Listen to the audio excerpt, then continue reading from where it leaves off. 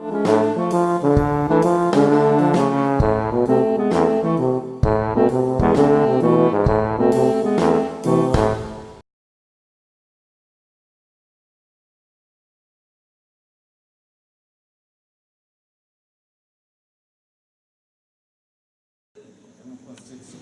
assim o microfone, Paulo. Bom, gente, uma boa noite para todos. Eu queria agradecer ao Gabriel e ao grupo de pedagogias da imagem por esse convite, né? E eu confesso a vocês que eu assisti esse filme hoje, só tive que sair agora no meio para atender um telefone, mas não tinha mais como voltar. Mas foi a 10ª vez que eu assisti esse filme.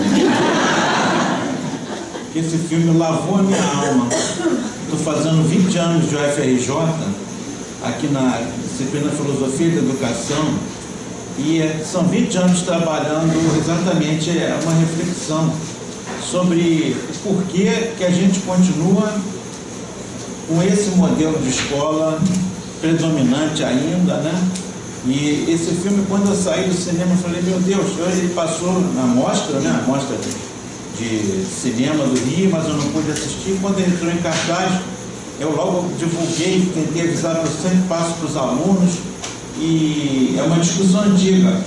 Eu me lembro que, primeiro pela minha vivência, que talvez seja de muitos aqui. Eu vou só combinar com vocês uma coisinha. Eu vou falar apenas uns 20 minutos, você talvez se passar um pouquinho, mas eu queria mais deixar o debate, para que eu sei que tem muita gente até com coisas interessantes para falar aqui, com experiências. Eu sinto, a gente sente nas pessoas uma vontade, um grito preso, né? E então, quem está esperando assim algo muito profundo sobre esses autores, não daria tempo. Posso até depois marcar, a gente conversa, mas é mais para pegar esses autores que eu propus para o Gabriel, para mostrar como eles, de alguma forma, estão enfileirados nessa luta contra esse modelo de escola totalmente arcaico, mas ao mesmo tempo obrigatório, né? E me lavou a alma exatamente também nesse sentido de que a escola, para mim, foi uma experiência muito triste. Eu não tenho recordações tão boas da escola. Talvez não seja o caso de vocês, mas eu peguei uma escola muito rígida.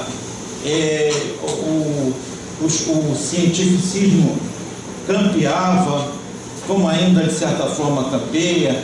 O nome já diz isso, a nossa grade curricular privilegiava as ciências, e mesmo nas disciplinas ligadas às áreas humanas, os professores também assumiam o cacuete cientificista. Eu me lembro que as minhas aulas eu estudei no tempo da ditadura, daquela antiga, tem outra agora, mas aquela da década de 70, aquela militar, ela foi uma ditadura que na escola do Pedro II estava muito dominado por militares. E eu me lembro que os professores de história, geografia, eles davam aula menosprezando o senso comum, menosprezando tudo que vinha do extrato popular, menosprezando o mito, menosprezando. Me lembro que a professora de história, quando se referia a mito, era naquela visão positivista, viu?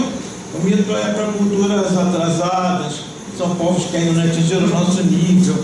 E você vê que nesse filme, aí eu vou fazendo já algumas associações, ele começa exatamente com uma questão interessante, que, banhada pelo mito, você vê que é quase que um ritual, é um ritual de iniciação. O menino faz a caça, mas não sei se você, talvez porque eu vi 10 vezes, eu me lembro vivamente, o garoto lá todo pintado para ficar camuflado, a família toda em volta, e ele mata, mas você não vê nele nenhum sinal de agressividade nem gratuidade. Ele mata porque ele precisa daquele animal, eles comem aquele animal.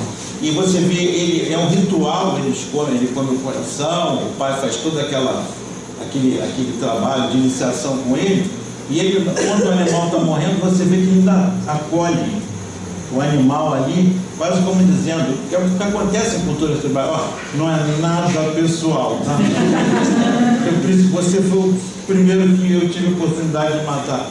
Isso é uma coisa que você vê a nossa escola expressa, esse caráter da relação com os animais, da relação com a natureza, da relação com o outro, e isso, o filme já dá um ponto de partida nesse sentido.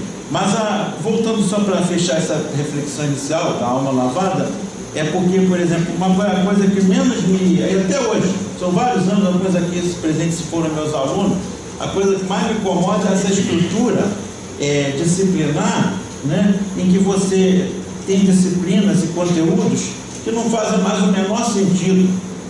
Mas não fazem o menor sentido. Vocês vão até perder o respeito por mim agora, talvez eu vou ficar decepcionado, mas eu vou ter que falar isso. Eu não sei mais fazer uma equação de segundo grau. Infelizmente, sei que vocês sabem, está bastante na cabeça do mais novo. Eu também não sei o que é uma coração coordenada assindética. Então, você vai somando isso tudo, como dizia o Rubem Alves. Se você analisar com bastante critério, você vai ver que só ficou do que você estudou, no ensino fundamental e médio, talvez com muito boa vontade, uns 20%. O resto a gente esqueceu. E não é para a gente ter culpa, como dizia o Rubem Alves, isso é sinal que a tua memória é boa. O que não serve, ela jogou fora. O que você gravou é o que faz sentido. O que você gravou quando você lembra? É das coisas úteis, foram poucas que ensinaram, e das coisas prazerosas, menos ainda, mas tem alguma coisa. Essas ficaram. Tá? Então, esse modelo de escola está aí ainda, vigorando. A quantidade de tempos que a gente tem em matemática, em física, eu não queria que as pessoas que fazem isso na área de engenharia ou matemática ficassem ofendidas. Não é nada contra a área em si, é porque são áreas excessivamente valorizadas em detrimento de outras que não entram na escola. Nós não temos educação ambiental, nós não temos educação alimentar, nós não temos uma série de experiências, o ensino religioso, não o ensino religioso da forma como é oferecido, católico, sala A, protestante, sala B, mas meu professor, eu sou da Assembleia de Deus, ele é da Batista, é tudo Bíblia, vai para lá. Esse tipo de coisa, isso não é educação religiosa. Eu acho que faz falta também um estudo do fenômeno religioso, como patrimônio cultural nosso, que a gente pudesse dividir essas experiências. Isso eu estou falando ainda dentro do âmbito da escola, né? Então, você estuda essa carga horária monstro de outras disciplinas e você não estuda nada de muitas coisas que estão no seu dia a dia, que são importantes. Quem sinalizou isso pela primeira? A desescolarização não é um termo que aparece, por exemplo, no Rousseau. Mas você pode muito bem já colocar o Rousseau como uma das primeiras pessoas no Ocidente que, lá pelo século XVIII, começou a levantar essa questão. A obra do Rousseau, Emílio, é um grito de protesto contra a educação. A gente não tinha essa escola formalizada como a gente tem hoje, mas ele já percebia que a educação cometia um grave erro. Era de não respeitar o desejo, de não respeitar o interesse da criança. O Rousseau vai propor uma pedagogia no Emílio, que exatamente você vê outra coisa que aparece no filme interessante, a educação junto à natureza. E o Rousseau vai propor o Emílio sendo educado próximo à natureza. E ele vai propor isso, uma educação, o papel do educador é acompanhar o interesse do aluno, o desenvolvimento de um aprendizado que vem de dentro para fora, e não de fora para dentro. Você vê muitos momentos desse filme, o Ben, ele trabalha muito isso, ele não foge do interesse dos filhos. Não sei se vocês repararam isso. Até quando é uma pergunta complicada, como a da menina, pai, o que é estupro? O que é isso? E ele fala, é isso. Só que ele, ao mesmo tempo que ele fala, ele tenta desviar. Olha, se alguém vê um animal aí, a gente vai caçar. Mas pai, por que isso? E ele vai explicando. Ele chega ao cúmulo de 9 dólares para ele, toma, dá uma enciclopédia sexual para ela. A menina olha, que joga fora. Quer dizer, ela tinha um real interesse? Tem, certo, você tem interesse daqui. Mas ela não tinha, então, mas ele deu a chance para ver se ela tinha esse interesse ou não. A desescolarização aparece como uma questão assim, mais assim, forte, no Ivan Illich, que também foi outro motivo desse filme ter me deixado com a alma lavada. O Ivan Illich lança um livro na década de 70, mais precisamente no ano de 1971, intitulado A Sociedade Sem Escolas. Foi um escândalo, porque o Ivan Illich foi considerado um louco, um completo louco. Aliado a isso, ele era uma pessoa de extrema, muito crítica. Para vocês terem ideia, eu anotei aqui o ano em que ele nasceu, só para vocês terem ideia, 1926, e faleceu em 1902. O Ivan Illich, era um austríaco, ele foi padre, e de uma igreja extremamente ainda conservadora, e lá pelos idos da década de 60, ele entra em conflito com a hierarquia da igreja e abandona a batina, e começa a ser uma espécie de pensador totalmente anti-institucional, e eu diria até profético. Quem não conhece esse autor e se interessa por desescolarização, vale a pena vocês darem uma lida e verificarem como ele acertou em muitas coisas que estão acontecendo agora, sem ter nenhum elemento de tentativa de se profetizar, mas você vê a própria eficácia dele. Ele, por exemplo, questionou a própria instituição religiosa, né? E daí ter saído. Questionou a escola, como a gente vai ver. Questionou, ele tem um livro chamado Nêmesis, que ele questiona o sistema de saúde. Aparece isso no filme também, quando a menina fala da comercialização de remédios, da automedicação, da medicalização. O Ivan Illich, lá nos anos de 70, já previa isso. A medicina já está se tornando uma indústria, tá? Os médicos vão se tornar vendedores de remédio. Uma outra coisa que ele previu, a cidade se tornando lugares inabitáveis, especialmente por causa da máquina e mais especificamente do carro, que ele falou, vai se tornar em pouco tempo uma vaca sagrada. Agora já está sendo questionado, mas durante muito tempo a cultura do automóvel vigorou e de certa forma ainda é muito forte no nosso mundo ainda. E o Ivan Illich já naquele tempo fazia essas críticas, né? Ele então, no campo da educação, eu anotei só algumas tópicos só para fazer uma provocação para depois a gente debater. O Ivan Illich, aí vocês já podem associar ao filme. Pensei algumas frases dele nesse livro. O direito de aprender é interrompido pela obrigatoriedade de frequentar a escola, com toda a sua burocracia, e olha que interessante, o prolongamento artificial da vida escolar. Esses são elementos mais destrutivos e que atrapalham o aprendizado. Ele considerava a escola um lugar em que você espicha uma série de conteúdos que já não tem mais o menor valor, e você, de alguma forma, vai... eu não sei se já aconteceu com vocês, já vi alunos até aqui na universidade dizendo, a gente faz disciplinas, às vezes, que parece que repetem os conteúdos das outras. Na escola, a mesma coisa. E na escola tinha um agravante, não sei se também passaram por isso. Você passava da 5ª para a 6ª série, aí o professor, vocês aprenderam isso? Nós precisamos saber isso. Foi dado na 5ª? Foi, a professora deu. Pois já sabe, então esqueçam isso, porque eu vou ensinar agora de maneira correta. Então, todo ano é um exercício de esquecimento para começar uma coisa nova que você imaginava, depois vai ser esquecido. Ou coisa do tipo, você ensina e o aluno perguntava, professor, mas para que serve isso? Meu filho, calma, um dia você vai saber. Você agora não está preparado, a nossa visão é preparar vocês para o futuro.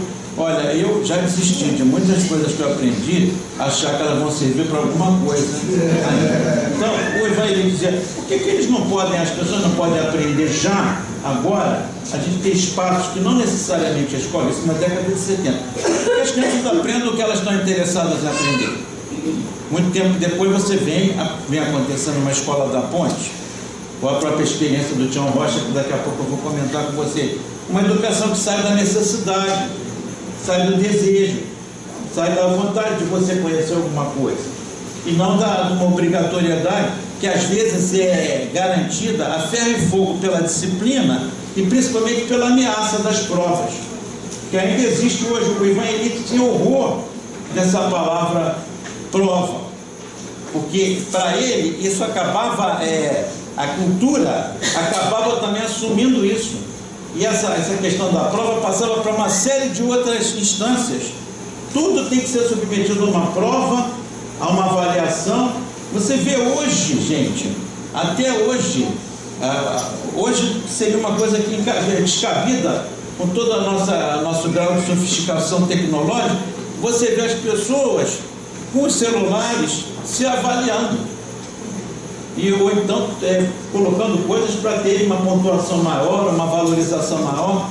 Quem não viu o seriado Black Mirror, se puder assista para ver como é que as pessoas vivem em função da aprovação, dos cliques, da popularidade. Tem até jogos aí, uma série que tem acesso a toda essa cultura digital, mas você vê que tem jogos, as pessoas são valorizadas por pontos e coisas assim. Quer dizer, o Ivan Henrique já está vendo? Olha a cultura escolar refletindo em lugares que ela nem precisava existir.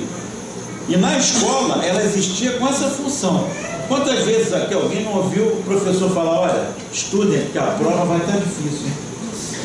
Prova, gênio vai tirar 7. Então, quer dizer, você já verificava uma má-fé do professor aí. E eu garanto que todos aqui passaram por isso. O dia da prova, o professor entrava em sala, parecia que ele estava diferente. Parecia que ele estava com o diabo no corpo. Alguns chegavam e trocavam os alunos de lugar. O Zé Pacheco, da Escola da Ponte, me falou uma coisa linda, que é muito marcante. Quando eu encontrei com ele lá no Rio, no evento, ele me contou que a Escola da Ponte, acho que todo mundo conhece, né, lá de Portugal, quando eles passaram pela primeira turma que estava fechando o correspondente ao nosso ensino médio, eles iam ser lançados nas férias, alguns iam prestar o vestibular, outros iam fazer concursos para provas para trabalhos e tal. Ele estava muito preocupado. E esses alunos nunca tinham feito uma prova. Era toda uma geração que a avaliação era de 15 em 15 dias, se você avaliar o trabalho que você fez, a sua pesquisa junto com o tutor. Então, eu me lembro que ele me contou depois do que aconteceu. Ele falou: foi uma pressão incrível, a gente estava com muito medo, mas o meu medo maior é que eles não tivessem suporte psicológico, porque trata-se de uma herança doentia, do clima que se cria na prova. Se você soubesse que eu já ouvi professores que medem distância de cadeira com vassoura, são coisas bárbaras. Aí ele me falou: o que eu fiz? Eu sondei 15 para os alunos que estão fazendo concurso e marquei com eles de uma semana só para trabalhar a experiência da prova que eles iriam viver. E eles perguntaram: mas que isso? Que prova? A gente tem que provar o quê? Exatamente, eu quero criar um clima que vocês vão encontrar lá. Não tem nada a ver com a gente, mas eu tenho que preparar vocês, que é isso que vocês vão encontrar lá. Ele disse que o primeiro dia que eles chegaram, os alunos foram entrando, foram sentando em qualquer lugar. Não, tem uma cadeira aí que está com o seu nome. Você vai sentar aqui. Que é isso, professor? Professor, a propósito, o senhor está com uma cara feia, passando mal. As pessoas acostumadas a brincar com o Zé Pacheco de 5 em 5 minutos, aí com aquela cara de mal. E aí eles foram se acostumando, e daqui a pouco começa o Zé Pacheco: e por que ele está separado? A gente só trabalhou em equipe a vida inteira aqui, que vocês podem colar. O que é colar? Copiar do outro. Tá? E por isso eu separei você. Ele disse, quando falou isso, ele começou a fingir que estava tossindo e foi ao banheiro chorar, e se recompor e voltou. Ele falou: Helber, sabe o que veio à minha cabeça? Quando eu fiz isso, qual o recado que eu dei? Aqui tem 50 estelionatários, eu não confio em vocês. Você imagina quando é uma turma que você está pegando pela primeira vez, e muitos professores fazem isso, ou professores, aí já é caso patológico, mas que vem com óculos escuros, espelhados, ou que furam o jornal. Já me contaram isso, professor com o jornal furado, fique à vontade. Daqui a pouco ele saiu dando zero para todos que estavam pulando. Mas como é que o senhor sabe que o jornal estava furado? Essa pessoa precisa de ajuda. Não é um professor. O que é isso? Então, eu acho que o Henrique já começa muito bem aqui, tá? Ele continua. O contraponto que ele faz para essa escola formal seria uma escola de, olha só o termo que ele usa, teias, em que grupos construídos assim por instituições mais variadas, que não é escola oficial, e aí muita gente acha que ele foi radical, que ele propõe mesmo o fim da escola, né? Acaba com a escola, vamos criar outras coisas, centros de cultura, onde as pessoas se procurem por afinidades. Quem gosta de pintura vai ali, e o governo, ao invés de gastar com escola, gasta apoiando essas instituições mais variadas, cada um vai para onde quiser, não precisa canalizar todo mundo, tratar de uma forma homogênea. Isso aí, na época, ele foi atacado por todos os lados, né? Ele propõe isso, a criação de teias educacionais em que as pessoas aprendessem pelo lazer, pela arte, pelo esporte, pela atividade matemática, física, seja qual for, mas que fosse do seu interesse. Para ele, a escola acabou só prolongando o consumo de seus serviços.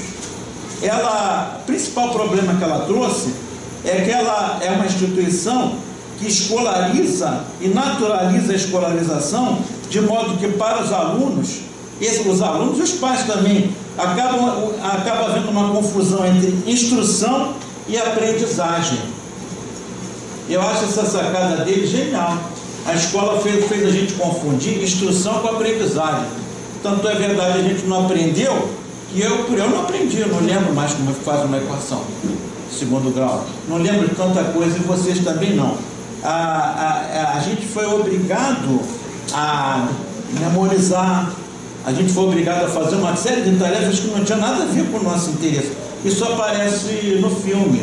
Eu vejo isso claramente no momento que a irmã do Cash, ela aborda o irmão, dizendo: meus sobrinhos vão virar os bichos do mato, você vai matar eles, vai matá-los, porque isso é uma irresponsabilidade, eles não vão para o mercado de trabalho. Aí vem aquela lenda da gente que a gente sempre escuta, nem sei mais o que é isso, mercado de trabalho, mas a gente continua falando, nem sei mais o que é trabalho, estou fazendo um picadinho do trabalho.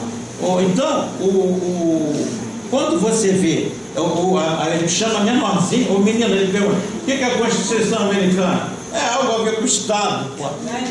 Não sei o que lá, eles vão dando chutes, eles vão nessa, que ele está doido para voltar para o videogame e fala qualquer bobagem. E vem a menininha lá e faz toda uma explicação. Claro que tem todo um quê de doutrinação, eles são anticapitalistas até a tampa, mas de qualquer maneira ela fundamenta. Aliás, ele pede isso.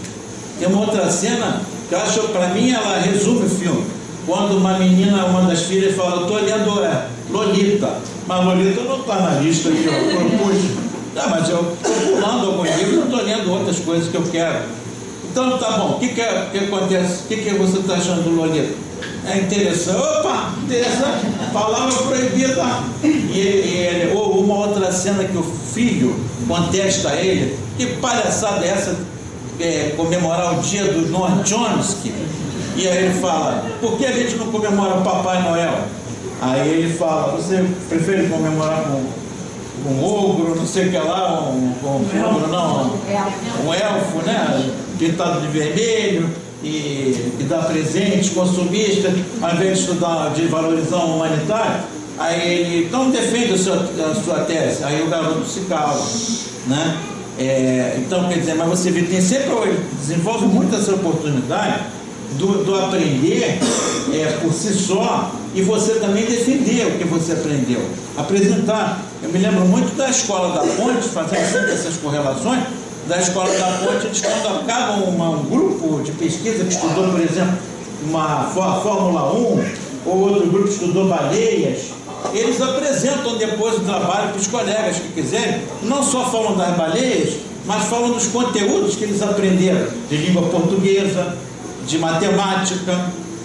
Meus alunos estão cansados de ouvir esse exemplo, mas eu vou dizer, porque muitos aqui não são meus alunos. Esse Zé Pacheco me contou, na Escola da Fonte tinha um grupo que estava estudando Fórmula 1. Qual escola nossa quer deixar estudar Fórmula 1? E está esse grupo pesquisando, e um dia ele chama o tutor, vem ajudar a gente aqui? Pois não, é que ele está dizendo que a Ferrari, na década de 80, fez umas alterações no motor, e os carros passaram a ganhar várias corridas, porque eles passaram a ter um rendimento de 60%. O que é isso? Rendimento. O que é isso, 60%? Opa, preciso então ensinar um conteúdo para vocês de matemática. Porcentagens. Vocês estão interessados? Claro, professor, explica, porque senão a gente não vai entender nada aqui na pesquisa. E eles foram, os 10 alunos foram lá estudar porcentagem. Repara a diferença. Claro que a Escola da Ponte é uma escola, mas é uma escola que está diluindo, já está se permitindo influenciar pela desescolarização. Por quê?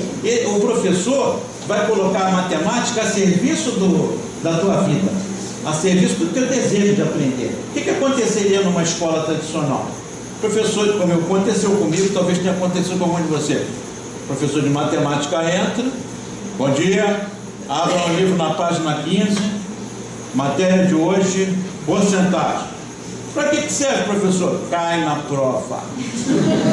E se você tiver juízo, vai estudar. Quer dizer, não havia menor interesse em tornar aquilo algo ligado à vida, né? Bom, outra coisinha que o Ivan Illich fala.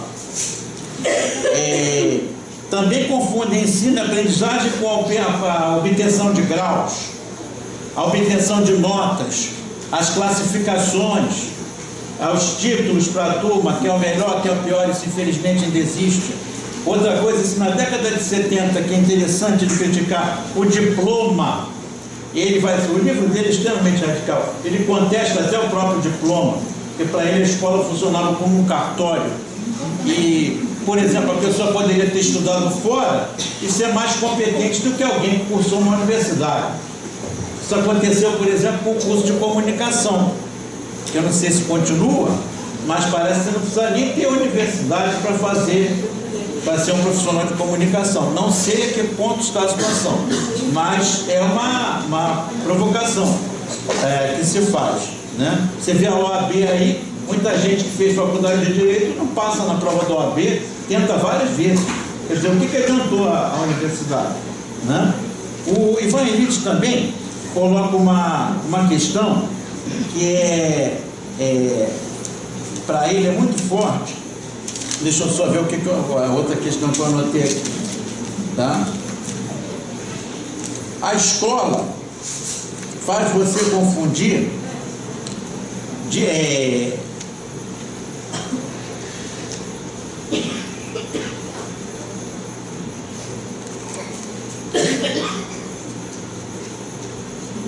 disciplina com competência, fluência no falar com capacidade de dizer algo novo, tá? O problema maior é que essa visão se torna sistemática, tá? Tudo se resume, tudo se resolve dentro desse padrão da escolarização. Mas o Ivan Illich, como é contra instituições em gerais, você vai ver que ele, por exemplo, como eu falei para vocês, ele acha que ele tem uma visão totalmente deturpada quando acha que saúde é tomar medicamento. Cuidar da segurança pública é exigir violência policial. Então, ele acha que, de certa forma, esse modelo escolar está presente em todas as outras áreas também, tá? As coisas mais importantes da vida, a gente não aprende na escola. Isso é uma tese dele também. Você verifica que o próprio ato de andar e de falar, a gente não aprende de uma forma sistemática, escolarizada. Quando você aprendeu a falar, o teu pai, hoje nós vamos aprender os pronômios. Amanhã a gente aprendeu no dia a dia, nas rolanças da vida. Andar é a mesma coisa. Andar, o papai e a mamãe, quando vê que o filho já está na hora, o que ele faz? Ele coloca o filho na parede, dá uma distância para que ele se aventure, mas que não seja tão grande que ele se esborrache, mas que se o menino possa se aventurar e se cair, o pai vai segurando. Vai insistindo e ele acaba que a criança a criança acaba andando. Essas coisas talvez sejam mais importantes. A gente não precisa de escola. Namorar, não precisa de escola. O menino ali, no filme, ele começou o processo, tadinho, estava com muita dificuldade. Também ele pegou uma garota que era o oposto dele. E aí, para você ver, se desse ao tempo, ele iria aprender. Deixava ele mais uns 2 dias, tá? A garota ia ser uma excelente professora, né? Mas então, a escola, aí é só como se fosse só uma provocação. Olha, só para fechar, porque eu vou falar mais 5 minutinhos do Tião Rocha e a gente entra no debate. Escolas existem para incutir necessidades artificiais para que elas mesmas possam justificar a sua existência. Eu vou repetir, que acho que essa é a frase síntese do livro dele.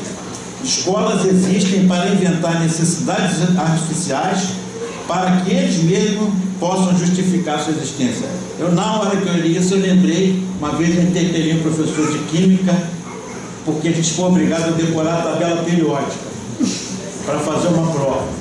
Sem falar decorar fórmulas de matemática, de física. E eu perguntei ao professor, não há necessidade, se existe a tabela, a gente não pode consultar? Ele falou, não, meu filho, imagina que você amanhã ou depois tem um acidente de avião e você cai numa floresta.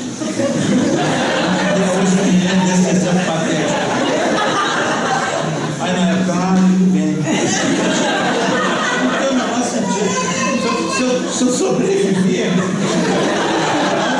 a última coisa que eu vou lembrar é a fórmula do chumbo, do alumínio. Eu vou procurar ver se tem bicho que pode me matar ou alguma coisa para eu comer. Só para ir água para beber. Pena que não tinha aquele filme, O Náufrago, senão passava para esse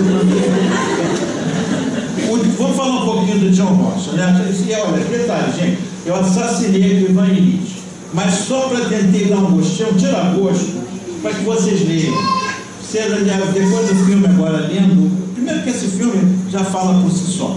Esse que eu vou querer mais é ouvir você. Mas só para dar um gostinho. E o Tião Rocha é um educador brasileiro, né? Está vivíssimo, fazendo projetos maravilhosos. Era professor vocês encontram no YouTube muita coisa interessante. Tem o que eu recomendo, é uma entrevista no Roda Viva, que o Tião Rocha dá.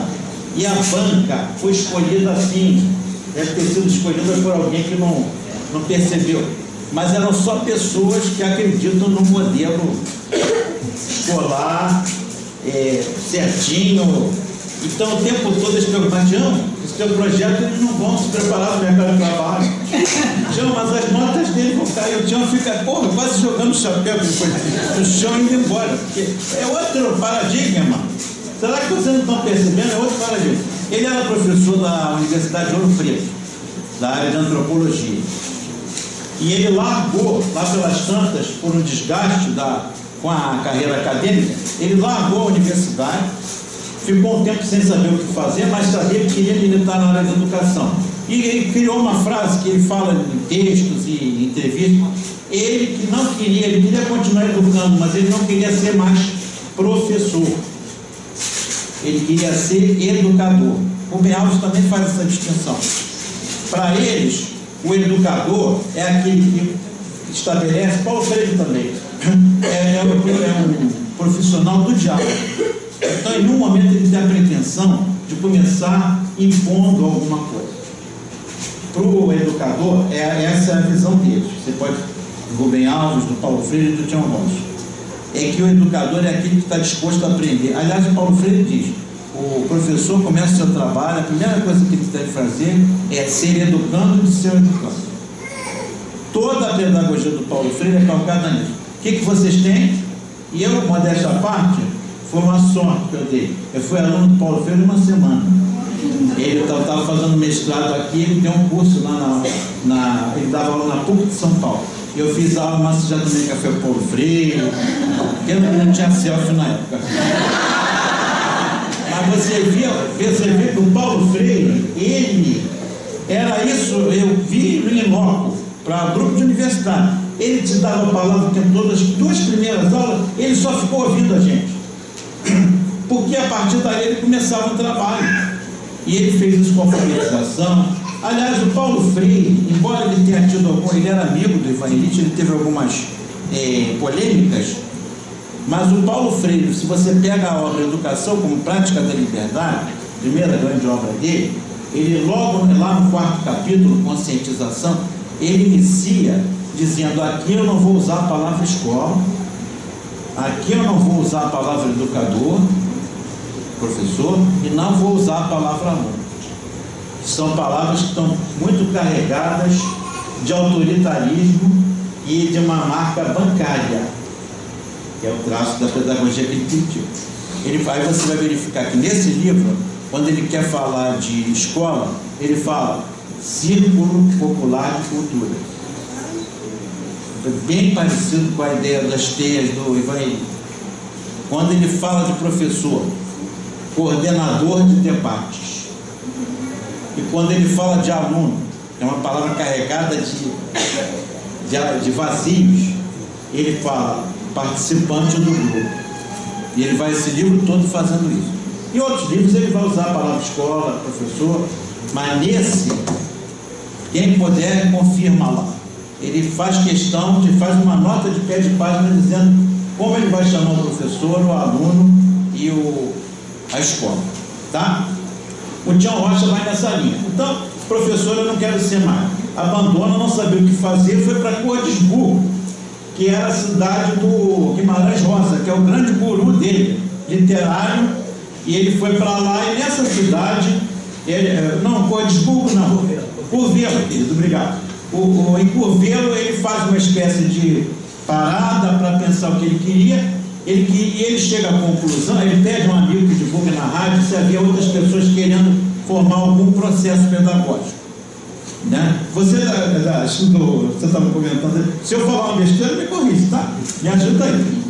O Tião, então, ele coloca na rádio e aparece mais que quisessem fazer um projeto alternativo de educação. E aparecem mais pessoas até do que ele esperava. E eles discutindo, eles chegaram à conclusão que eles não iam fazer um projeto baseado em propostas de educação, mas eles iam fazer não propostas.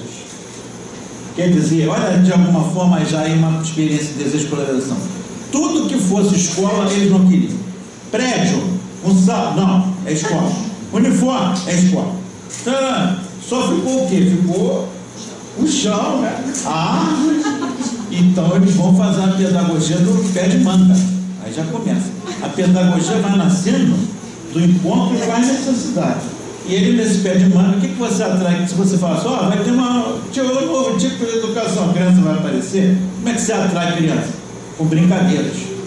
E ele colocou uma série de experiências de brincar e trocando com as crianças, aprendendo, e esses educadores participando, tentando criar um hábito, uma frequência ali de criança. E uma coisa que eu acho genial dele, que bate com o final do filme aqui, ele não queria, não quero acabar com a escola, olha, tem uma diferença para o Ivan Illich. Deixa a escola lá, entendeu? Ela tem o seu papel, eu não vou fazer escola, não adianta, não me peça fazer escola que eu não faço, eu vou fazer uma outra coisa, vou trabalhar com educação, mas eu não quero escola, deixa ela lá, não precisa fechar não, mas eu vou fazer outra coisa. E ele é coerente com isso até hoje, e isso ajudou a consolidar a pedagogia dele, porque quando a pedagogia dele ela vai se estabelecendo no cotidiano. Por exemplo, os alunos chegaram para ele, não sei se a palavra é, os participantes dos grupos lá, das rodas dele, ele falou, Tião, acabaram os brinquedos, a gente já trouxe todos os brinquedos, a gente inventou alguns, as brincadeiras e tal, e agora? Vamos fazer o quê? Vai ficar sem graça. Então, não está na hora da gente, vamos comprar, mas a gente não tem dinheiro. Então, será que a gente não pode inventar brinquedos? E aí criou a pedagogia do brinquedo. E eles foram captar tudo que é jogado fora e transformaram o lixo em brinquedos. Isso me lembrou muito o filme também, com um outro tratamento, o filme do Vicky Muniz, O Lixo Extraordinário. Como é que você pode fazer um projeto educativo a partir do lixo, do que é jogado fora. E o Tião vai fazer uma série de brinquedos e jogos com eles, e aí começa a fazer passeios, uma série de experiências, e vão aparecendo, e eles vão discutindo que atividades eles querem fazer. Eu vou citar algumas, tem várias. Mas, por exemplo, eles um dia chegam, ele não tinha um prédio, né? Mas ele tinha lá um localzinho onde eles tomavam banho e tal, lavavam a mão, faziam uma coisinha.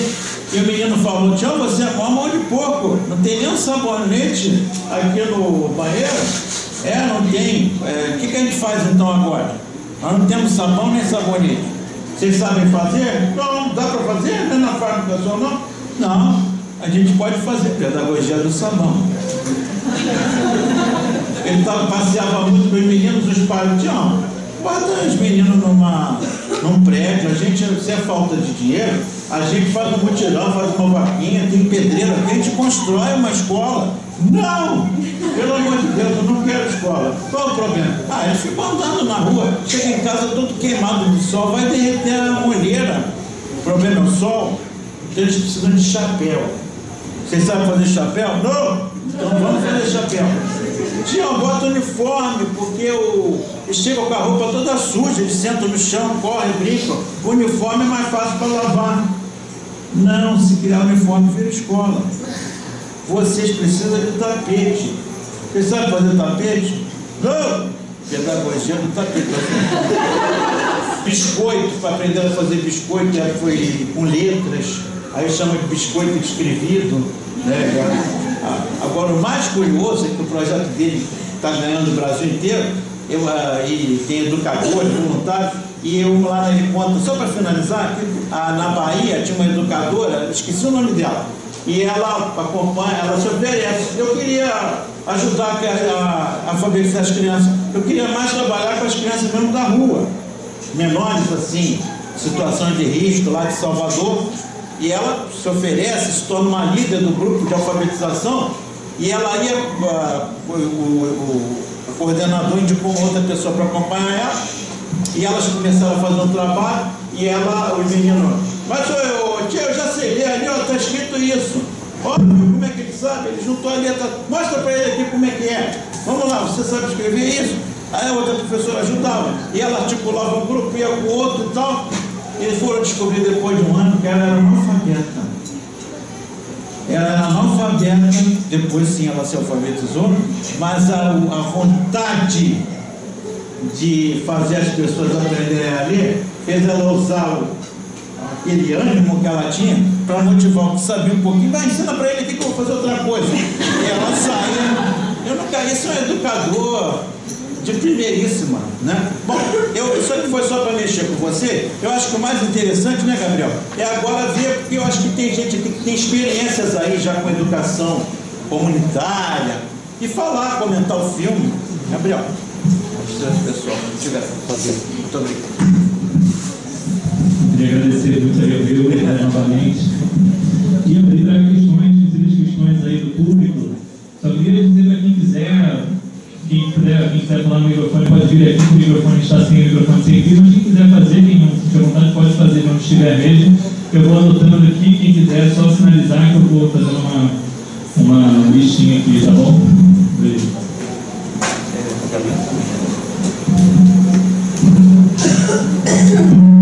Quer vir aqui, querida? Tá ótimo. Tá dando para ouvir. Na verdade, eu não queria compartilhar nenhuma experiência, eu queria perguntar se você faz parte do projeto. Só curiosidade. Não, eu sou aquele educador assim, que muita gente fala assim: professor, vê se você cria uma escola, vê se você... Mas sabe o que acontece comigo? Eu prefiro trabalhar na universidade fazendo esse trabalho de divulgação. Porque senão ninguém vai conhecer o Tião Rocha. Se olha, Tião Rocha e Ivan Elite, alguns alunos meus aqui podem comprovar. Se não tivessem nem disciplina, talvez eles saíssem do curso sem conhecer essas pessoas. Meu trabalho é mais de manter. Eu acho pouco, se eu pudesse, eu ainda ia ajudar, participo eventualmente de uma coisa ou outra. Mas o meu trabalho mais é discutir as teorias. Tá? Mas eu conheço muitos projetos, né? Mas não tenho nenhum que eu estou assumindo. Sim?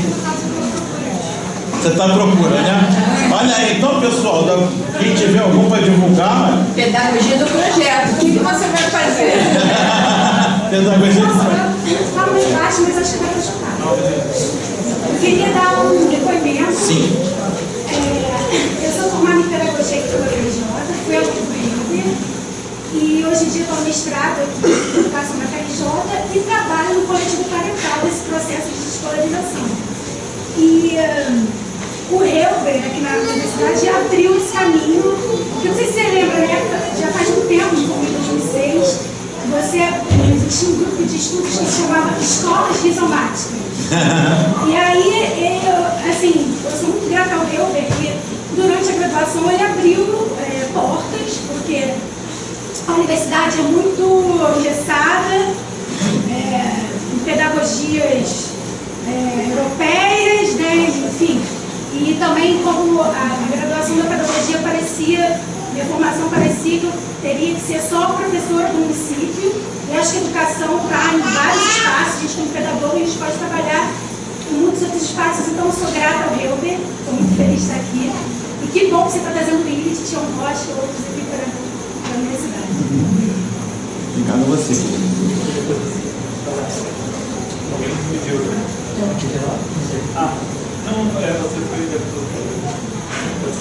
Queria te dar um presente. Opa!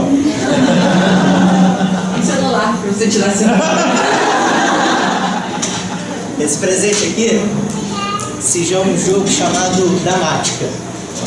Damática é mistura de dama com matemática. Lá em 1985, o Tião encontrou com um garoto chamado Deniston.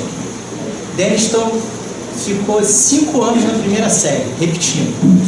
Ele só repetia matemática. Mas Deniston, no projeto lá do Tião, em Sementinha, lá em Curvelo, não era de Araçuaí não, ele era o campeão de dama. Ele ganhava de todo mundo no projeto, das outras crianças, dos adultos. Jogava com Deniston, o pessoal perdia. Aí o Tião, inconformado, falou, cara, como é que esse garoto, que teve tudo de lógica espacial, consegue comer várias pedras, não aprende tabuada? Então o Tião pegou aquilo que você falou, nessa que eles começaram a inventar um negócio lá que eles chamam de bornal de jogos, tem 200 milhões de jogos que eles inventam. Pegou um tabuleiro de papelão, pegou umas chapinhas, botou os sinais mais e menos diminuir, botou na frente do Denis, vamos jogar. Só que esse aqui é um jogo diferente. Vamos lá, vamos jogar. Começou. Quando ele foi comer a primeira pedra, no tabuleiro ficaram os números e as pecinhas que eram chapinhas tinham os sinais. Ó, tá vendo aqui? Isso aqui é um 2, isso aqui é um mais, isso aqui do outro lado é um 4. 2 mais 4. Sei lá, então eu descobro, pá. Perdeu. Aí o Denis foi ficando revoltado com esse negócio. Aí de tanto perder, o Tião diz que não sabe o que aconteceu na cabeça dele, passou 3 meses, ele brincando com os outros, o Tião viajava muito, quando o Tião voltou, ele disse, Tião, vamos jogar. O Tião botou a primeira peça, 2 vezes 4, 8, 16, 4, o descobri, ele falou, aprendeu, voltou para a escola e passou, começou a passar em matemática. Aí isso daí foi em 85.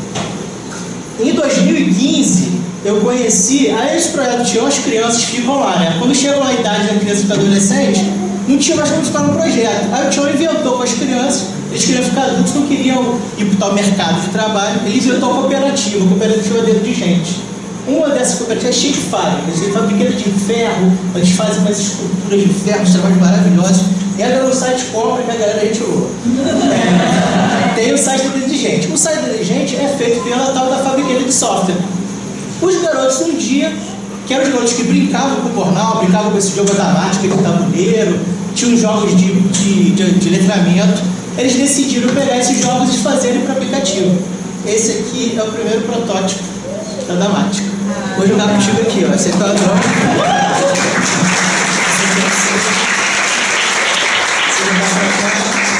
Agora eu vou te comer. Aqui tem um 5 e tem um vezes. E da outra peça é um 4. Aí foi 5 vezes 4. Se você digitar errado, 5 vezes 4, 1. Ele não deixa. Você fica jogando, então você trava o jogo até você acertar. Se você quiser continuar jogando com outro garoto, então é um jogo meio que colaborativo. Vocês têm que chegar a um acordo para aprender a fazer o tempo da conta. Se for 20 o resultado correto, ele come a pedra e vai. E foi o jogo. Os garotos que jogavam aquilo ficaram adolescentes, montaram a cooperativa e hoje eles fazem essas coisas pelo celular. Esse é o presente. Aí a gente estudou isso, esse trabalho, minha pesquisa de mestrado lá da engenharia de computação. Opa! Já está, a tese, a dissertação já está à disposição? Vou tirar ele depois para Ô, maravilha! Te agradeço.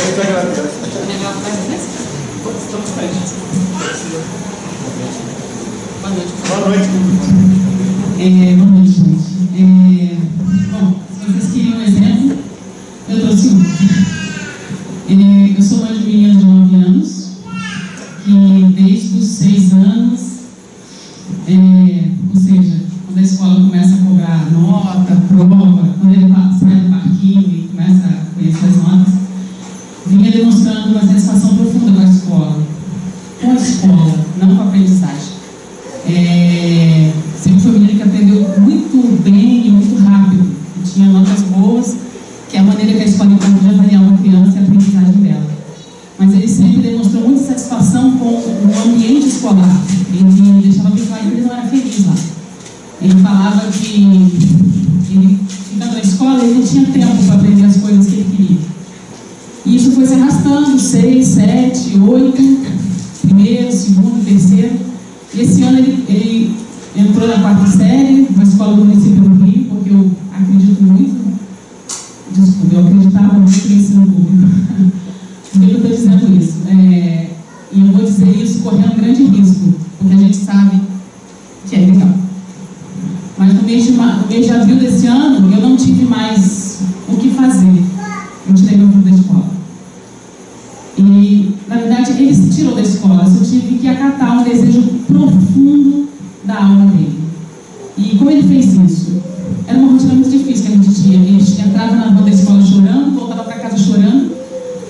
E muito recado de professores, seu filho tira notas boas, mas ele não participa, ele fica calado, ele não quer estar aqui.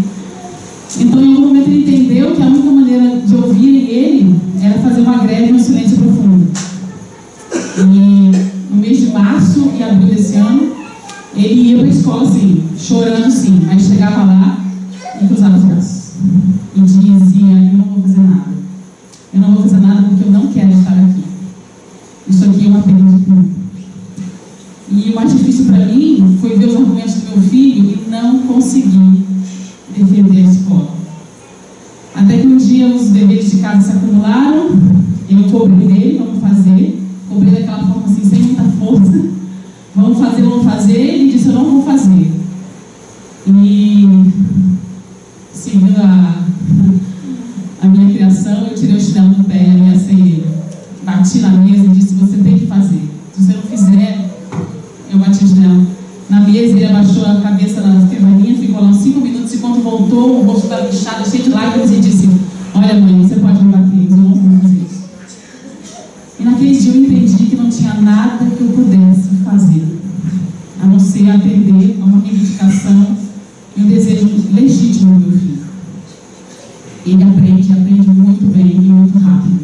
Ele foi para a escola com 4 anos já sabendo ler. Ele aprendeu sozinho. Ele aprendeu com a vida. E com ele, eu estou aprendendo que é possível aprender com a vida. Eu fui uma menina, todos nós somos escolarizados, absolutamente escolarizados. E hoje eu entendo que a desescolarização não tem nada a ver com a criança, tem a ver com a gente. Tem a ver com arrancar a escola de dentro da gente. E dói pra caramba. Dói quando o julgamento alheio vem e pergunta o que vai ser do seu filho, quando ele está no mercado de trabalho. Mas se a gente está num mundo em que, são coisas que eu acredito, tá? Se a gente está num mundo em que a gente percebe que um monte de coisa não se encaixa mais, não cabe mais, como alimentar, impor situações que só contribuem para que esse mundo continue alimentado? E como fazer isso usando uma criança que não quer estar lá? Eu vim aqui para ouvir vocês e eu fiz 2 meias faculdades, nunca concluí nenhuma. E ambiente de universidade. E eu vim contar um pouco da minha história, correndo o risco, repito, sei lá, de quê? Porque eu passo o dia a dia correndo o risco de, sei lá, né, perceber que meu filho vai para a escola e ligar para alguém e contar. Mas a pergunta é, e aí, o que eu faço? Então, porque o Estado entende que ele precisa passar por esse processo, eu vou submeter meu filho a esse sofrimento, porque a escola é um sofrimento para ele. Ele estava entrando num processo depressivo e hoje é outra criança. E tem demandas genuínas de aprendizagem no nosso dia a dia, na casa, no passeio que a gente vai. Ele fala inglês maravilhosamente bem, nunca frequentou um curso de inglês, porque sempre foi uma demanda genuína dele. Ele foi lá e o jeito dele aprendeu. Ele mexeu nos livros, ele vai no YouTube e assiste vídeos em inglês com ou sem legenda, e de alguma forma ele absorve aquilo, porque é a vontade dele, é o que ele quer aprender. Então, assim, tive vontade de contar a história para vocês, para de alguma forma a gente olhar para isso. Eu hoje participo de um grupo no WhatsApp que tem 100 famílias que estão passando pelo que eu estou passando. E essas famílias fizeram um estudo por si só de mapeamento, e o último mapeamento deu 3.000 famílias com filhos fora da escola. O Estado não pode mais ignorar isso. Eu não vim aqui levantar uma bandeira contra a escola. Eu só vim dizer que é preciso ser possível a não escola também. Como ele disse, eu não quero que acabe com a escola, eu só não quero ser presa, porque meu filho não quer estar lá. Só isso. Obrigada.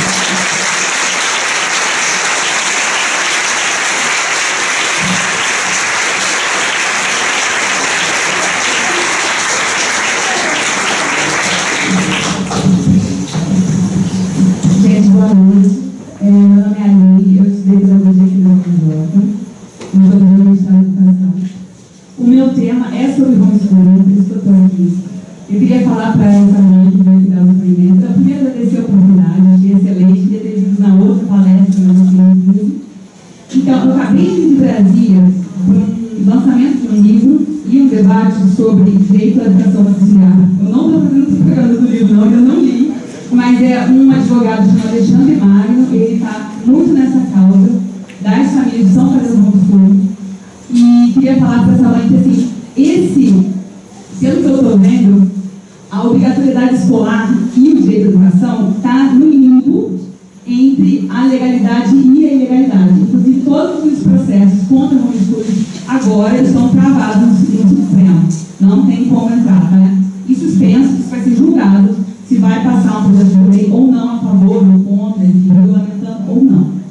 Então, eu queria só falar que eu até divulguei essa palestra nos grupos que eu estou no WhatsApp também sobre o homeschooling e tal.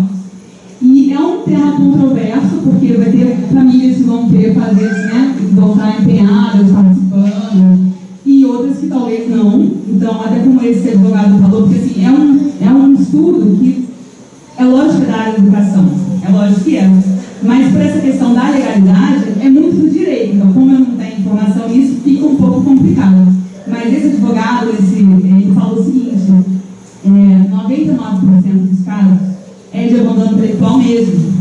Talvez menos de 1%, acho que nem chega a 1%, é de educação domiciliar. Então tem essa questão de que, né, quem está fazendo uma coisa para os filhos em casa mesmo, que é uma questão que está na causa, assim, questões contrárias da escola, ao modelo escolar, ou não. Então eu queria que o senhor falasse um pouquinho para a gente sobre isso e conversasse um pouquinho. Dá para ouvir? Eu já veio o microfone. Tá, já está voltado. Eu tenho acompanhado, tem uma aluna que está fazendo monografia também sobre esse mesmo tema, e eu tomei um susto. Hein? É a Vânia? Não, é outra menina. Aliás, que é a Alessandra, eu posso estar confundindo, porque eu tenho 10 orientandos, eu estava de férias, então, mas o fato é que eu não sabia, ela me mostrou isso. A Vânia foi minha aluna também, e a Vânia educou os filhos, né? Agora, o que acontece, eu não sabia que a nossa Constituição de 88, ela, ao propor a educação como algo obrigatório, ela acabou criando essa situação. Como direito, né? E aí você vê, aqui no Brasil, tantas coisas estão sendo flexibilizadas, coisas até que nem precisavam, a maioria, e isso aí poderia ser uma coisa já pensada, como vocês colocaram muito bem. Se trata de pedir o fim da escola, mas dá a opção para os pais educarem. Eu me lembro que na década de 70, muitas crianças foram educadas por pais em comunidades alternativas. E nesse período ainda podia ser feito. E agora tem essa lei pesada que atrapalha os pais e vive essa situação que eu acho horrível, de uma clandestinidade, né, de você se sentir com medo de uma denúncia, de alguma coisa, e da própria pressão também, que naturalmente você já vai ter da família, porque isso que a irmã do Bandcast falou com ele, eu duvido que outras famílias não façam o mesmo, né, e pressionam, pô, teu filho não está na escola. Eu li um livro baseado em fatos reais chamado Clube do Filme. Não sei se alguém aqui teve a oportunidade de ler esse livro. O filho tinha dificuldade na escola e o pai fez um pacto com ele para que ele, se ele assistisse um determinado número de filmes com ele todo dia, durante um período X, e ele não obrigaria ele à escola. E o pai escolheu filmes que foram escolhidos a dedo para criar uma educação humanista, crítica, e o menino, depois desse processo, cresceu absurdamente, né? Então, quantas situações você tem que fora da escola você poderia estar fazendo um trabalho maravilhoso, e essa legislação faz você sentir uma culpa, um medo, né? E esse teu exemplo maravilhoso, né? Como esse exemplo que você deu do teu filho, quando a criança não, qualquer um de nós está afetado por um tema, ele vai aprender aquilo de qualquer maneira, ele vai buscar, nada vai impedir, e sem nenhuma obrigação. Isso acontece com as coisas mais corriqueiras. Eu sou um eterno aprendiz. Por exemplo, o Rubem Alves tem uma fala que eu adoro. Ele diz, recitando um poema da Adélia Prado, Pai nosso, dai-nos a fome de cada dia, dai-me a fome de cada dia. Eu não quero faca nem queijo, eu quero a fome e a vontade de comer. Quer dizer, quando você está com o desejo de aprender, você vai buscar. Não tem nada a ver com essa obrigação. Então eu só tenho a ficar solidário a vocês e estou orientando uma monografia nesse sentido. Acho um absurdo ter essa proibição. Não tem mais o menor sentido. Ou que você poderia dizer, mas isso visa atender comunidades em que as crianças não frequentam a escola. Claro, mas cada caso é um caso. Eu tenho certeza que você receberia muito bem uma assistente social, uma pedagoga, que fez, queria ver como é que está a evolução do seu filho. E o que ela ia falar? Ela ia ver a criança crescendo com os saberes que interessam para ela, você não passou em matemática, teu filho não está estudando trigonometria, teu filho não está estudando equações, que é isso? Né? Talvez não faça o menor sentido para a vida dele, né? Bom, quem mais gostaria de fazer um depoimento, qualquer coisa? Quando eu Rodrigo também a gente faz um projeto com o pessoal que está aqui que vem antes da desescolarização, que é a descretização. Descretização. Legal, descretização, olha aí. Maravilha. Então, esse movimento já começou por uma vontade minha e das pessoas que participam, de não entregar para uma instituição a educação do nosso filho já desde o começo. Tá?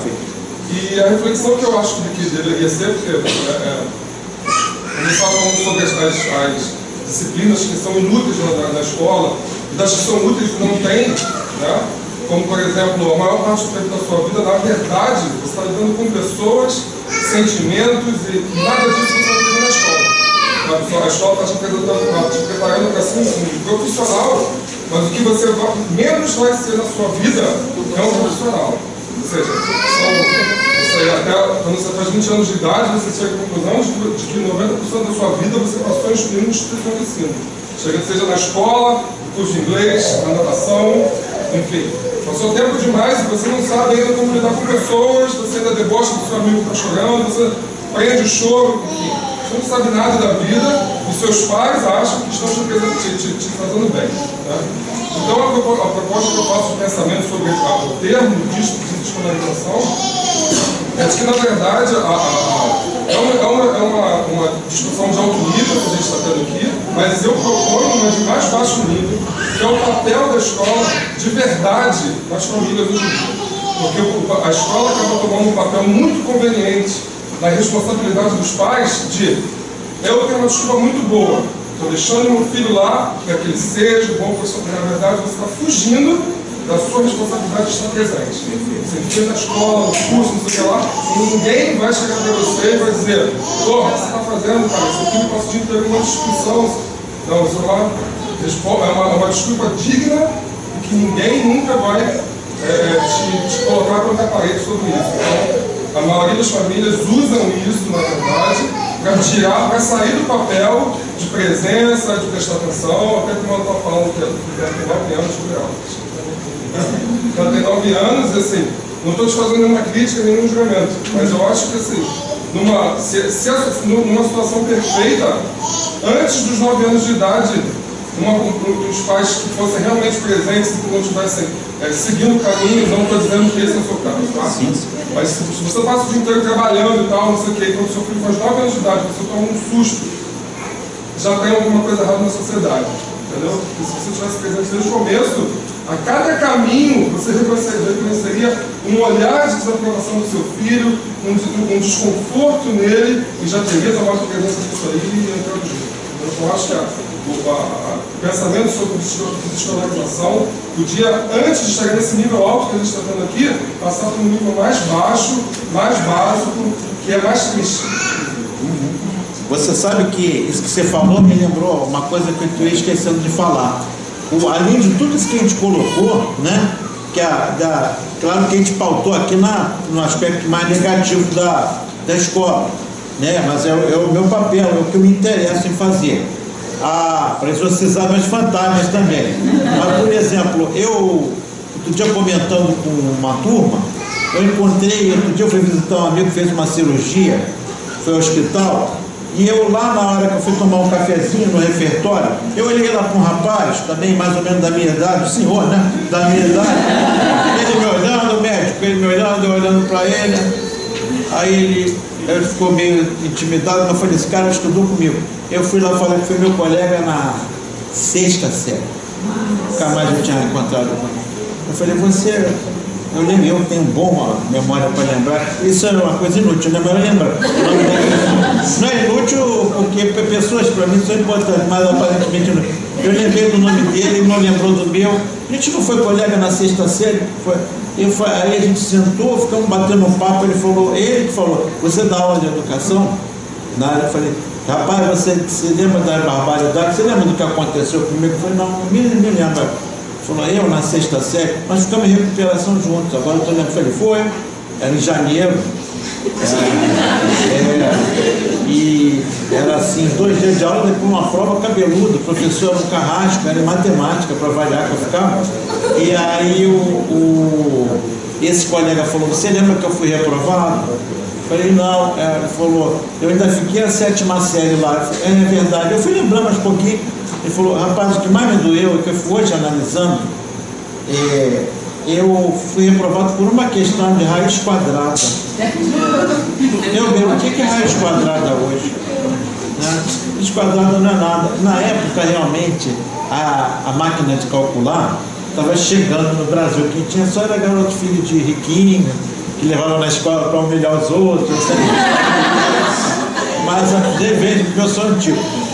Agora, no entanto, aquilo era ridículo, as raiz quadradas que os professores passavam com 1 trilhão, 999 bilhões, 320 milhões, e aí você ficava uma aula inteira fazendo aquilo e ele ficou reprovado.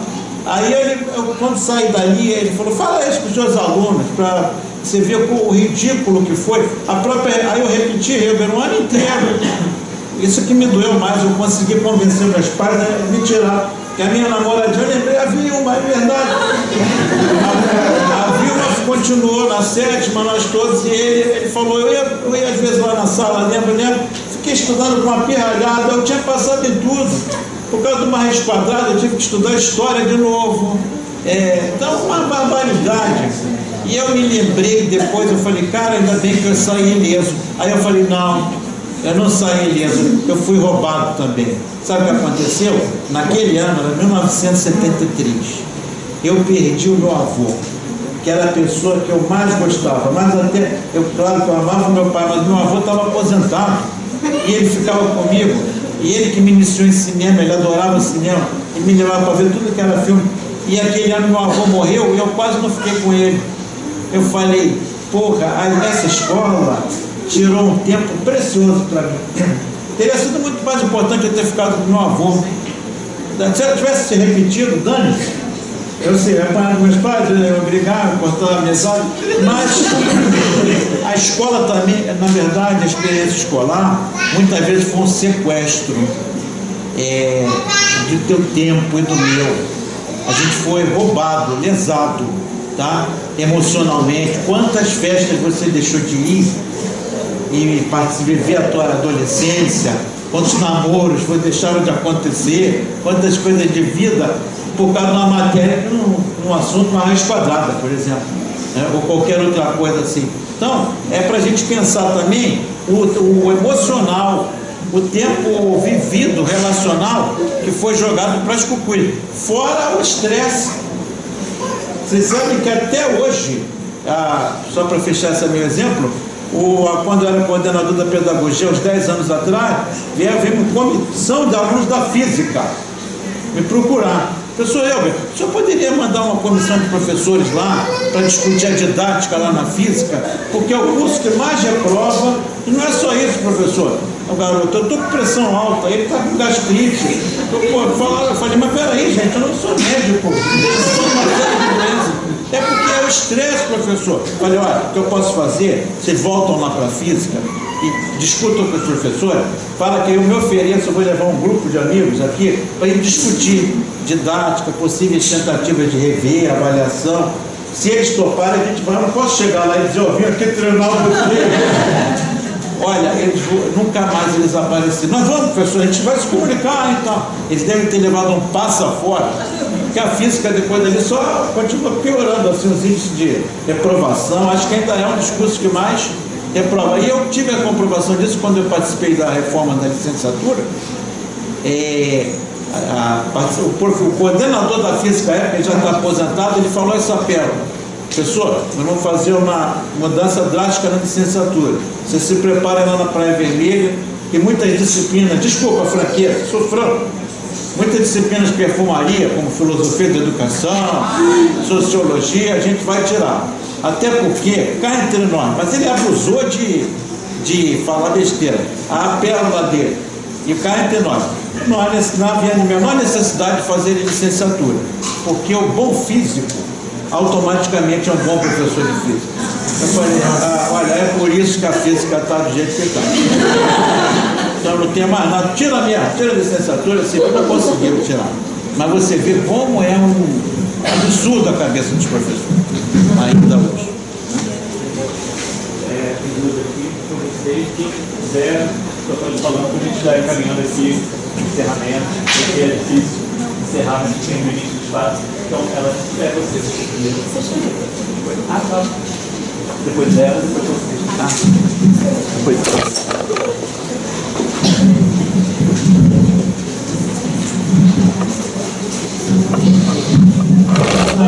Oi, querida. Meu nome é Thaís Nascimento, eu sou jornalista na Pedagogia. E hoje eu trabalho na produção de um documentário que vai discutir a educação a partir da perspectiva de 3 jovens que se formaram na universidade agora.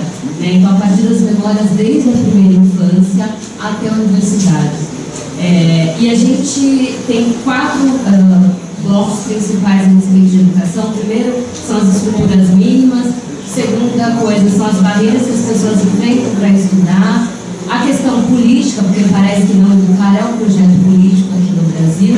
Mas tem uma questão mais complexa e angustiante que a gente deixou para né, que é a quarta parte, que é a questão da felicidade. Eu sei que é uma pergunta meio complexa, mas considerando a multiplicidade também do Brasil, cada indivíduo, o que é de fato uma educação que traz felicidade? Olha,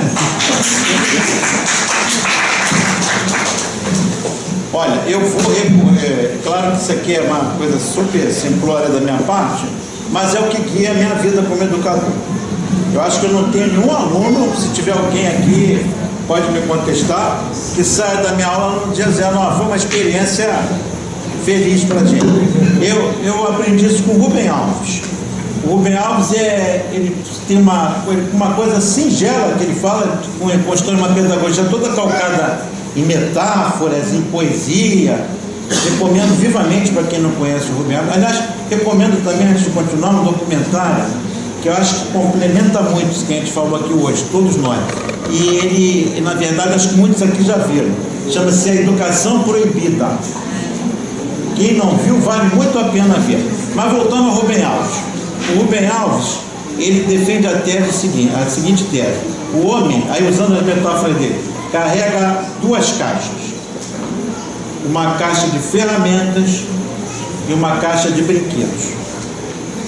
Todo professor, quando prepara uma aula, deveria pensar, quando faz o seu programa, seu projeto educacional, prepara o encontro que vai ser feito, pensar na seguinte questão. Obrigado. Pensar na seguinte questão. Isso que eu vou ensinar hoje é útil? Vai atender alguma demanda para esses alunos? Vai ter agora, né? Não é para daqui a 300 anos. Esse que eu vou ensinar é útil para eles. Como é que eu posso apresentar isso como uma ferramenta? A língua portuguesa pode ser uma ferramenta, a matemática pode ser uma ferramenta, a biologia, qualquer área. Vai ser útil? Então eu vou ensinar. Pode ter certeza que o aluno, se não tiver felicidade, pelo menos vai ser afetado. Porque a felicidade também tem um portal que é o afeto. Isso vai me servir. Isso é importante. Aí você pode ver que o aluno já fica. Sem qualquer pouquinho, vai professor que sabe, você está dando uma aula, um aluno aparentemente desinteressado, ali com o celular e tal, você fala alguma coisa, ele... Isso quer dizer o seguinte, eu afetei ele, tá? De alguma forma isso tocou esse aluno e ele se interessou. Então, coisas úteis ou coisas prazerosas. O que eu vou ensinar é brinquedo, ele pode ter prazer com isso.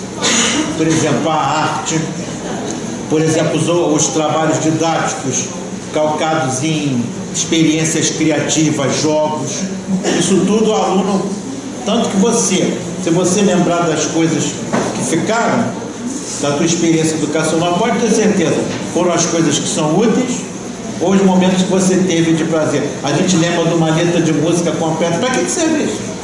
Para que serve uma poesia? Porque exatamente ela nos afeta por esse lado do jogo, da brincadeira. Então eu acho que essa proposta dele, aparentemente simples, eu acho que poderia um bom condutor para a gente pensar sobre a experiência de felicidade na escola. Felicidade a gente não vai alcançar nunca, mas você vai alcançar alunos afetados, no sentido de que eu quero estar aqui, eu quero participar, isso me interessa. Você não vai precisar ameaçar com prova, você não vai precisar fazer usar nenhum recurso para obrigá-lo, porque ele está querendo aprender, da mesma forma quando tem prazer. Vou dar um exemplo de como a escola, às vezes ela trabalha um conteúdo que poderia ser interessantíssimo, de uma forma administrada, racionalista, cartesiana, dissecada, sem vida. Eu estudei, por exemplo, vou dar um exemplo, acho que mudou agora, o ensino de ciências, não sei, que alguém pode confirmar, vocês são muito mais novos, mas eu ainda estudei o corpo humano com aparelhos. Olha o nome que a gente usa: aparelho digestivo, aparelho respiratório. Então, quando chega aqui embaixo, fica mais solene. Você vê aquela cena dele falando com a filha sobre sexo? O que a gente fala? Aparelho excretor ou aparelho reprodutor. Ora, por que a gente não chama isso de parque de diversões? Por que a gente já desde cedo não fala? Como ele falou, tem outras maneiras de você trabalhar isso. A criança não é uma idiota como a gente pensa. É que a gente, por trás dessa questão de achar que a criança não está preparada, tem um certo moralismo também. Então, eu aprendi, por exemplo, olha que absurdo, eu estudei listas de animais úteis e animais nocivos. Animais úteis, aí prova, animais úteis, porco, galinha, vaca. Por quê? Porque eles não servem de alimento, ou são dóceis, quer dizer, a cobra é nociva, não serve para nada, o escorpião. Olha, isso é uma anti-biologia, né? Então, você trabalhava sempre com essa dicotomia, útil no sentido de que serve para a gente. O Belfort trabalha nisso no outro sentido, no sentido de que serve, que atende uma demanda de vida e também de brincadeira, né? Acho que é por aí. Se pudesse falar. E depois alguém ali que poderia ser a última encerrar. Oi, querido. Meu nome é Maria. Sim. Você falou dos outros termos de professores, sabe? E a professora disse assim, eu não gosto desse termo educador, eu não estou aqui para educar ninguém. Vocês tinham que ter recebido educação em casa. E tem uma separação muito grande de uma educação acadêmica e uma educação para a vida. E tem uma coisa de... eu vim de uma escola Waldorf. Waldorf? Muito bom. E esse ano é a primeira vez que estou indo para uma escola tradicional zona mesmo. E lá a gente tinha uma relação quase que parental com os professores. E tem uma coisa muito de autoridade e de medo. E sempre meio que jogando a culpa em cima dos alunos. Esse ano eu também com 5 pessoas só não pegaram para sonhar. Agora no meio. E eles jogam a culpa nos alunos, tipo, porque vocês não estudaram, então, tipo, a turma inteira não estudou, todo mundo é vagabundo e vocês tinham que ter aprendido tudo, eles não se questionam em nenhum momento se eles estão fazendo alguma coisa de errado, que eles poderiam fazer para todo mundo acontecer alguma coisa. E sempre crianças estressadas e ansiosas, que é tudo que elas não precisariam dar. Sem dúvida. E ensinando que aprender é sempre para uma prova e divulgando os conteúdos para você um uso real deles. Exatamente. Que depoimento lindo. E ao mesmo tempo triste, Maria, né? Maria, porque você vê, eu estou com 57 anos, mas se a minha avó estivesse aqui com 100, ela ia falar a mesma coisa. E comigo foi assim, lá no início do século. Comigo também e com você agora, em pleno século XXI, quer dizer, o que é isso? O que é com essa escola?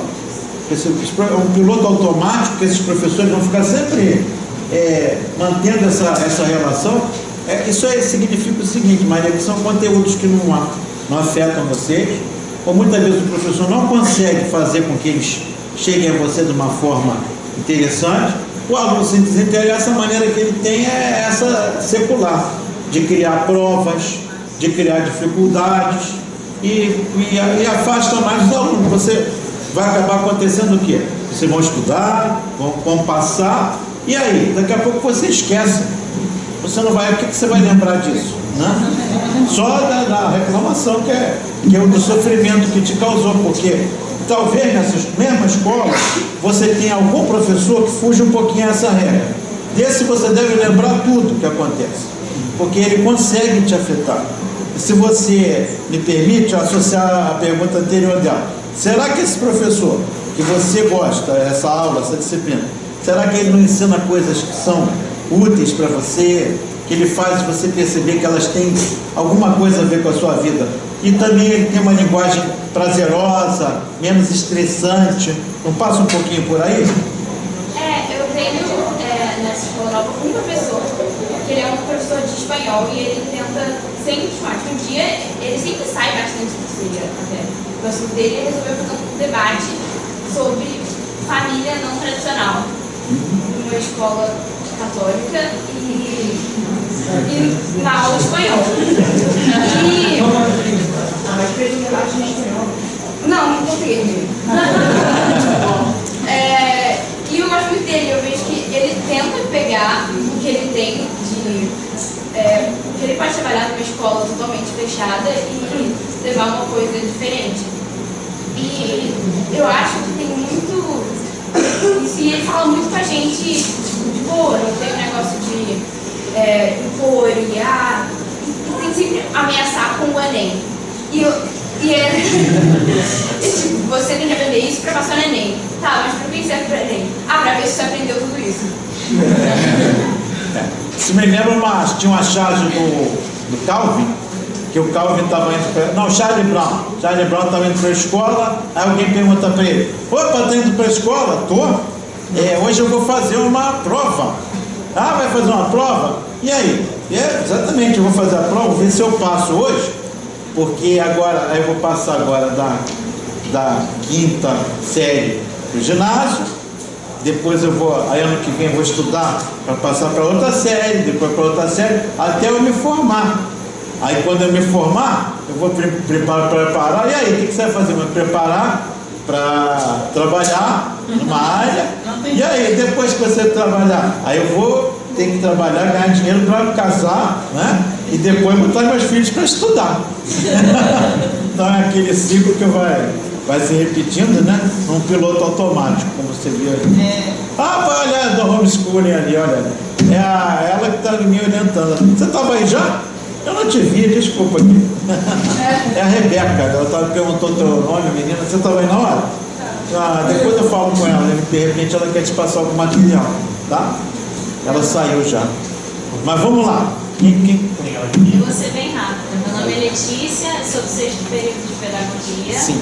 E eu me identifico com muitas falas, porque eu acho que eu também sofri muito na escola, mas eu quero trazer um outro lado. Que pra mim, na minha vida, a escola sempre foi de muita referência, porque eu não, enfim, minha mãe, minha família toda não tinha a condição de estar comigo, né, trabalhando o tempo todo. Então quase, não toda, né, mas a maior parte da referência que eu tive foi na escola. Eu sempre estudei em escola pública, enfim. E foi aí que eu vi alguns professores que me incentivavam em muitas coisas, né. Eu acho que é o que você falou, eu vou lembrar mais de um professor do que dos outros eu vou lembrar de uma forma ruim, mas esse me marcou tanto que eu quis ingressar. Tanto eu fiz o normal, curso normal, e tanto a pedagogia, pensando nessa escola pública, defendendo essa escola pública num outro sentido, né? Fazendo um outro sentido para a vida das pessoas. Então, assim, a gente está falando muito de subjetividades, né? E do que a escola tem se tornado. Mas eu penso, e eu acho que é por isso que eu estou fazendo pedagogia, que eu estando nesse espaço com atitudes diferentes, fazendo iniciativas, ações pedagógicas diferentes, talvez eu possa dar outro rumo para isso que é obrigatório, né? E de direito. Concordo com você. Por exemplo, eu penso muito assim também. Quando a gente fala na desescolarização, você vê o caso do Tio Rocha. Não quero que a escola acabe, né? A gente quer que todas as pessoas tenham a oportunidade de viver experiências educativas das mais variadas e que sejam felizes da maneira que for possível. Não precisa ter uma coisa obrigatória. Mas, por exemplo, uma coisa interessante dessa desescolarização é que muitas vezes ela faz a própria escola se repensar também. Como a escola, por exemplo, você vê o caso do filme, no final acontece uma coisa interessante. Aliás, o filme só tem coisa interessante, mas no final você vê que ele, não sei se você já para aquela cena final, depois do enterro, eles estão se preparando para ir para uma escola, mas o de cotidiano continua sendo o mesmo. Eles estão fazendo as suas tarefas e tal, mas ele percebeu uma coisa que aparece claramente no filme. Ele não pode também perder a dimensão, não pode ser uma coisa de isolamento. Tem que ser uma coisa também. Você vê quando ele chegava perto das garotas, ele conseguia nem falar, ou ele chegava em algum lugar e não sabia como se comportar, não tinha a menor ideia. Quer dizer, a gente pode trabalhar esse meio termo. O filme indica no final, pelo menos a minha leitura, é que ele faz esse meio termo. Ele não abre, ele aceita que os filhos estudem, mas você vai reparar que o filho mais velho não vai para as universidades. Ele acaba preferindo ir fazer um trabalho, não sei qual, num país, se não me engano, é um país africano, né? Ele vai para um país, talvez um trabalho voluntário, ou uma aprendizagem que ele vai fazer, mas você verifica, ele tinha tudo para ir para uma escola de ponta americana, e não foi, né? Então, quer dizer, você colocou muito bem, você trata aqui de satanizar a escola, mas a gente perceber que está um nível também extremamente sufocante, né? E quando ele é obrigatório, não dá chance para outras possibilidades. Você vê quantas experiências você deve ter em comunidades querendo criar uma escola, você tem pais querendo educar os filhos, e não pode, porque vai ter que viver uma vida clandestina. Isso é um absurdo, né? Tem mais algum? Tem que liberar esse espaço aqui, acho que é 9, desculpa, só que eu esqueço que a conversa não possa acontecer aqui depois, ao lado, mas te agradeço. Tinham dois aspectos assim, que eu queria olhar. Um você trouxe agora, que é justamente esse aspecto do isolamento, né? Isso. Porque eles ficaram fechados, enfim, olhando para o filme, mas que é um espaço de desenvolvimento. A escola como um espaço de desenvolvimento psicoafetivo na pessoa, na idade infantil, adolescente, enfim, a gente adulto jogado no mundo, descobrindo só trancos e barrancos, né? Verdade. Desde o início. E enquanto eles isolados na família, faltava, por exemplo, a experiência de desenvolvimento da sexualidade, que é um grande tabu, a sexualidade infantil, assim. A gente finge que não existe, tá tudo bem, e fica num lugar oculto, num lugar onde não tem orientação, não tem amparo, enfim, por isso gera insegurança e tal. Tem outro aspecto que eu vou complementar, que eu até citar, acho que pegado a coisa dele, que é a necessidade da escola, que existe uma necessidade de existir uma instituição onde a gente deposite as crianças, porque nós, adultos, e no caso os pais, precisam estar fora do espaço doméstico para ganhar dinheiro. Hoje a gente inclui a mulher nesse lugar também, graças a Deus, que antes era a mulher fica em casa cuidando das crianças e o homem vai ganhar dinheiro, e hoje os dois estão na rua ganhando dinheiro e as crianças têm que estar depositadas desde tão logo possível num lugar onde a gente não vai mais olhar para elas. E é um lugar também que é um espaço de convívio, sim. A gente não precisa depositar as crianças num lugar à parte da sociedade, mas as crianças também precisam conviver, e tem exatamente isso que faltou no filme. Então acho que são esses dois aspectos, do desenvolvimento coletivo, mas que não seja parte da sociedade. Concordo com você. Eu acho que o filme caminhou no final para isso, né? Ele percebeu isso claramente, né? Sim, e você percebe que também não abriu mão de alguns ganhos que eles estavam tendo, né? E aceitou incorporar. Ele não aceitou em Totem, por exemplo, o que o sogro dele queria, né? Que era preparar um bando de mauricinhos para assumir a classe que ele defendia, né? Mas pelo contrário, tanto é que os meninos já estavam instalados lá na casa, já estava tudo preparado para eles seguirem a educação comandada pelo avô, e eles preferiram fugir, né? E sequestraram o cadáver da mãe e tal, mas mesmo assim aquilo tudo faz ele pensar, não, mas tem coisas que eles estão perdendo realmente. Só para fechar, uma vez essa coisa que eu falei de comunidades hippies que educavam, um ex-aluno meu que foi filho de uma comunidade hippie, ele contou, eu presenciei um cara, eu não reclamo de nada dos meus pais, porque eu me tornei artista plástico, ele está muito bem, é feliz, mas ele fazia letras aqui, ele falou, o meu primo interpelou meu pai uma vez, ele falou, mas eu não quero estudar só aqui, eu quero ir para uma escola. Dizer, o garoto, o contrário, isso acontece também, é mais raro. Aí ele falou, eu falei, o que aconteceu? Ele foi, quase que uma exceção ali, todo mundo queria continuar, mas ele, de algum motivo, ele conheceu na cidade pessoas que estudavam e começou a fazer amizades, e ele falou, não, eu quero ir para a escola. E o pai aí abriu mão, era lá para o lado de Lumiar, E aí o menino, o primo dele, foi fazer a escolarização. Quer dizer, tem esse contraponto também. Às vezes a criança pergunta, mas eu não quero esse modelo. Que de alguma forma foi o que os meninos fizeram. Em determinado momento questionaram o pai, mas depois eles acharam uma maneira de conjugar isso. Tá. Gente, só queria agradecer muito a presença de todos e agradecer ao Wilber também.